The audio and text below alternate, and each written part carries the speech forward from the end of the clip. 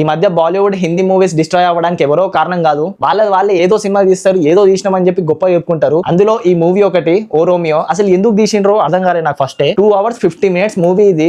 ఎంత స్లోగా పోతుంది అంటే లిటరల్లీ ఆ స్క్రీన్ ప్లే కన్నా టాటాయిస్ అయినా నయ్యం, అదన్నా స్పీడ్ ఉరుకుతుందేమో. స్క్రీన్ ప్లే మాత్రం అంత దరిద్రంగా ఉంటది, అంత స్లోగా ఉంటది. దీంట్లో హీరో షాహిద్ కపూర్ ఒక కిల్లర్ ఉంటాడు, లైక్ సుపారీ తీసుకొని చంపెట్టోడు. వాని దగ్గరికి హీరోయిన్ వస్తుంది, వాళ్ళ మొగుడిని చంపేసిందని చెప్పి వీడేం చేస్తాడు, ఉల్టా దాన్ని లవ్ చేస్తాడు. ఇదెక్కడ సినిమా అసలు, ఇదెక్కడ స్టోరీ లైన్ నాకు అర్థం కాదు. అండ్ దీంట్లో నాని పాటేకర్ ఉంటాడు. నాని పాటేకర్ కి అండ్ మన హీరో షాహిద్ కపూర్ కి మధ్యలో కొన్ని సీన్స్ ఉంటాయి, బానే ఉంటాయి, కానీ స్టిల్ ఎందుకో ఏంద్రా అసలు ఇంత క్రింజ్ ఉంది అన్నట్టు అనిపిస్తుంది. అండ్ దీంట్లో తమన్నా క్యారెక్టర్ ఉంటది, వరస్ట్ క్యారెక్టర్. ఆయన ఇప్పటిదాకా చేసిన అన్ని సినిమాలకి వెళ్ళి వరస్ట్ క్యారెక్టర్ అంటే వరస్ట్ క్యారెక్టర్ దీంట్లో. అండ్ విక్రాంత్ మెస్సీ జస్ట్ అంటే స్పెషల్ అపియరెన్స్ లెక్కనే కొంచెం ఉండనట్టు. అదే మన హీరోయిన్ వాళ్ళ హస్బెండ్ అనుకోండి, వాడిని చంపేస్తారు. ఇంకా దిశ పటాని కూడా ఉంటది, సేమ్ మన కల్కి సినిమాలో ఆమె ఒకటే సాంగ్ ఎట్లా తీసుకున్నారో దీంట్లో కూడా అంతే, ఒకటే సాంగ్లు ఉంటది.